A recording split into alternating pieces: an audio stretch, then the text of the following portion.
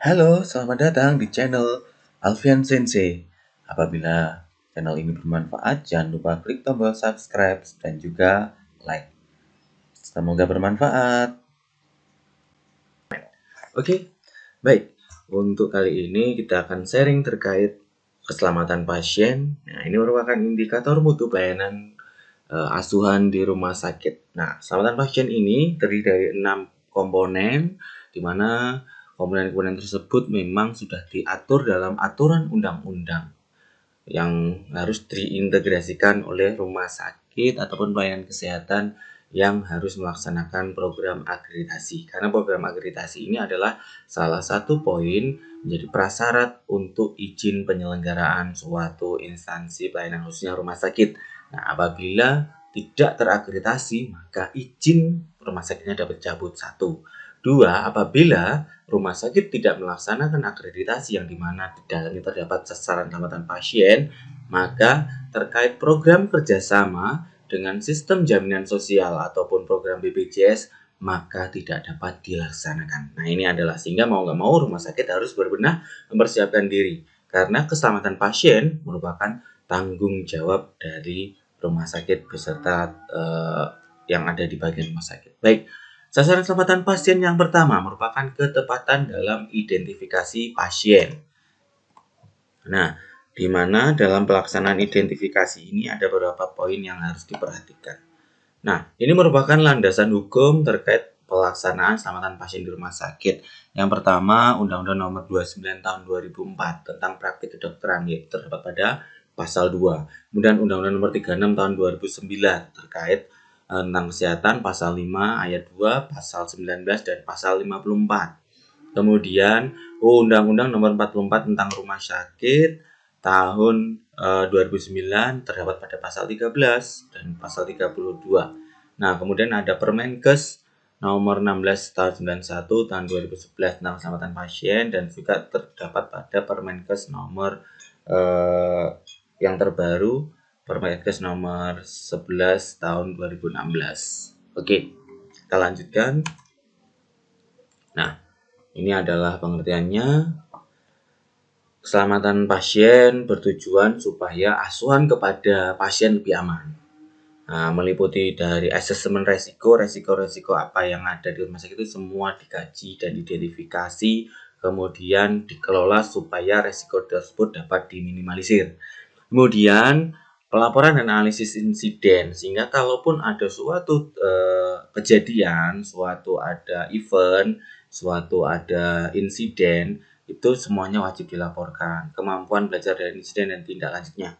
Kemudian solusi untuk meminimalkan timbulnya risiko dan mencegah terjadinya cedera ini semua di-assessment, semua dianalisis, dan semua dapat diminimalisir supaya pasien benar-benar terjaga keamanan dan keselamatannya. Nah, ini adalah beberapa penjelasan terkait insiden terhadap keselamatan pasien. Mungkin ini saya baca saja karena sebelumnya sudah saya sempat jelaskan apa itu KTD, KNC, KTC, KPJ, dan satunya lagi adalah Sentinel. Nah, kalau KTD adalah kejadian tidak diharapkan di mana si pasien mengalami sebuah kejadian yang tidak direncanakan dan menyebabkan cedera pada pasien, tetapi cederanya dapat dipulihkan kembali atau reversible. Kemudian kalau kejadian cedera adalah nyaris cedera, kejadian yang dimana korban sudah terpapar tetapi belum terpapar.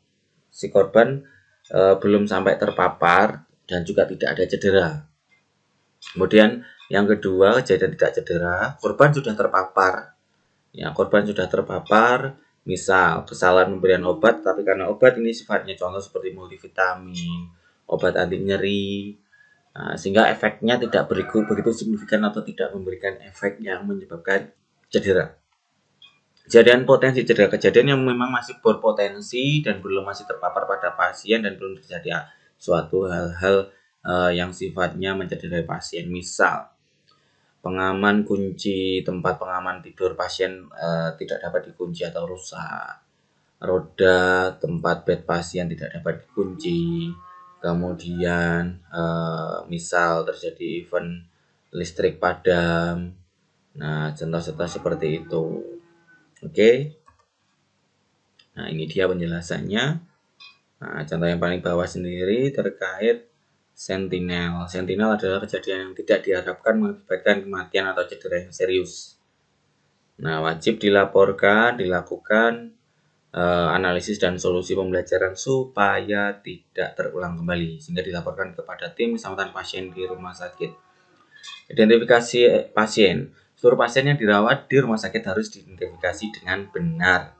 Memastikan identitas pasien sebagai individu yang akan menerima pelayanan. Memastikan kesesuaian pelayanan atau pengobatan terhadap individu tersebut, sehingga benar-benar dipastikan pelayanan kepada pasien yang akan dituju, baik sifatnya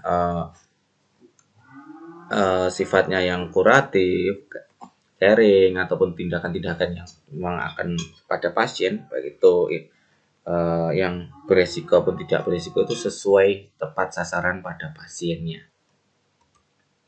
Kemudian proses identifikasi dilakukan untuk mengidentifikasi pasien saat 1. Pemberian obat, darah dan produk darah. 2. Pengambilan darah, spesimen lain untuk pemeriksaan klinis supaya hasilnya ini memang sesuai dengan pasiennya.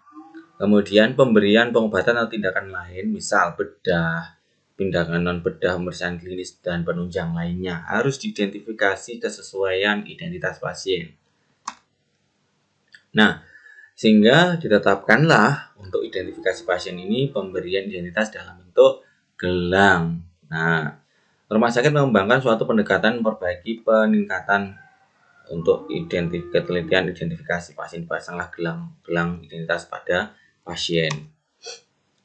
Nah, kesalahan dalam identifikasi menyebabkan kesalahan tindakan. Nah, ini sebuah contoh. Swedish hospital perform SA surgery and wrong woman. Nah, ini kesalahan identifikasi pada pasien dalam operasi mata. Ya. Sehingga di sini seorang 70 tahun wanita di Swedia telah ke hospital dengan operasi yang akan dilakukan adalah operasi katarak dan berakhir terjadi kekeliruan dalam pengoperasian.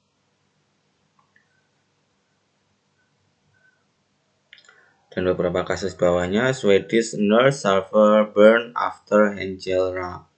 Nah, di Swedia terdapat perawat salah memberikan salep pada luka bakar. Kemudian kesalahan dalam dapat unborn child nearly killed, hampir menyebabkan kematian pada bayi.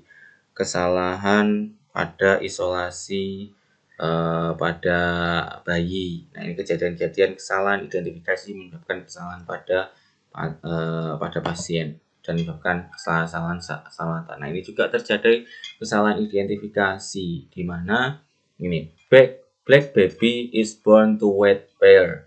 Jadi kesalahan dalam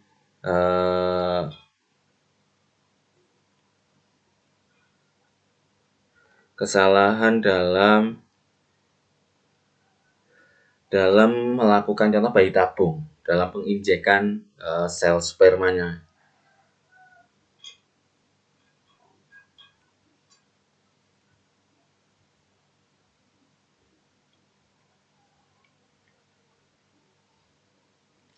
Oke.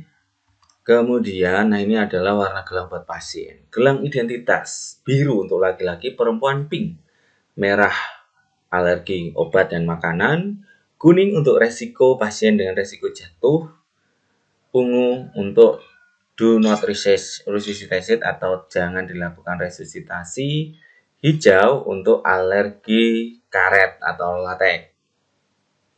Nah, kemudian abu-abu untuk pasien yang dilakukan kemoterapi. Kemudian untuk jenis kelamin yang belum dapat teridentifikasi, warnanya adalah putih. Nah, ini adalah gelang. Misal gelang apabila rumah sakit sudah memiliki sistem identifikasi ataupun sistem rekam medis yang sudah terintegrasi dengan sistem digital seperti layaknya misal swalayan, dia terdapat barcode seperti ini yang dapat digunakan untuk di-scan barcode-nya disesuaikan, misal obat itu dapat dilakukan scanning sehingga benar-benar identifikasinya benar tanpa melakukan sering bertanya. Nah, dalam gelang identitas minimal mencakup 3 detail ini minimal. Nama, tanggal lahir, dan nomor RM pasien. Nah, ini wajib. Nah, sehingga kalaupun warna gelang cukup 2 aja, pink sama biru. Kemudian kalau ada identitas tambahan seperti resiko jatuh, alergi sebagainya ditambah pin. Nah, cara melakukan identifikasi secara manual pada pasien. Nah, identifikasi pasien melekat pada pasien gelang identitas. Identitas pasien tak bisa atau tak mudah berubah. Contoh kena air, jadi gelangnya benar-benar harus gelang yang tahan air. Identitas pasien menggunakan identifikasi pasien dengan menanyakan 2 identitas yang terdapat di gelang pasien, minimal contoh nama dan usia, ataupun tanggal lahirnya, misal seperti itu. Nah, dilarang identifikasi dengan nomor kamar, ataupun lokasi tidak diperkenankan. Bila ada kekecualian, RS harus membuat SOP atau SPO khusus. Nah, ini adalah pasien safety goal, di mana tujuan dari pasien safety, identifikasi pasien, data GCA 13% surgical error, 67% kesalahan dalam pemberian transfusi darah. Ini adalah kasus-kasusnya di United Kingdom, National Patient Safety Agency 2003, insiden dan hampir cedera terjadi akibat kesalahan dalam pemasangan gelang, kesalahan dalam pencatatan informasi. Di USA National Center of Patient Health 2000-2003, pasien misidentification 100 individual dilakukan RCA, sehingga RCA ini adalah suatu langkah tindakan untuk menganalisis kejadian apabila kasus kejadian masuk di grading warna kuning atau merah. Nah, ini adalah contoh pemasangan gelang, pengecekan identitas. Nah, sehingga ada beberapa cara melakukan identifikasi, yaitu pertemuan pertama dan pertemuan berikutnya. Nah, pertemuan pertama yaitu pasien dicek dengan melakukan menyapa pasien, mendekati pasien, kemudian jangan lupa cuci tangan, cek gelang, kemudian tanyakan pada pasien nama. Nah, kemudian secara visual lihat ke gelang pasien dan apakah apa yang dijawab pasien dengan yang tertulis itu sama. Nah, itu untuk mengidentifikasi cara yang pada pertemuan pertama. Kemudian untuk pertemuan selanjutnya, cukup kita tanpa bertanya lagi kepada pasien, cukup langsung cocokkan antara perintah ataupun obat atau apapun yang akan kita lakukan sesuai yang ada di catatan dengan gelang yang ada di identitas pasien. Itu untuk pertemuan berikutnya. Saat pemasangan gelang perlu diperhatikan. Yang pertama, manfaat pada gelang, sehingga pasien pun mengerti dan memahami, sehingga kooperatif. Jelaskan bahaya pasien yang menolak melepas ataupun tidak mau ada gelang di sana. Karena di gelang tidak akan ada diagnosa yang tertulis di sana. Misal ada beberapa diagnosa yang resiko mendapatkan diskriminasi, misal seperti itu. 2. Minta pasien mengingatkan petugas bila akan melakukan tindakan atau memberi obat untuk melakukan pengecekan pada gelang identitas, sehingga agar tidak ada kekeliruan, sehingga benar-benar di sini antara pasien dan petugas itu benar-benar memahami manfaat dan fungsi gelang. Petugas harus melakukan identifikasi pemberian obat, produk darah, khusus untuk pemberian produk darah dan sejenisnya wajib melakukan double check. Nah, double check itu seperti apa? Double check itu adalah pelaksanaan dengan cara ada minimal 2 orang petugas sudah mengkonfirmasi antara produk darah yang diberikan dan ke identitas pasien itu dinyatakan benar dan menandatangani form double check. Nah, itu dia. Kemudian sebelum memberikan pengobatan dan sebelum memberikan tindakan-tindakan pada pasien. Oke, ini ada 3 soal. 3 kasus, 1, 2, dan 3. Silahkan dijawab.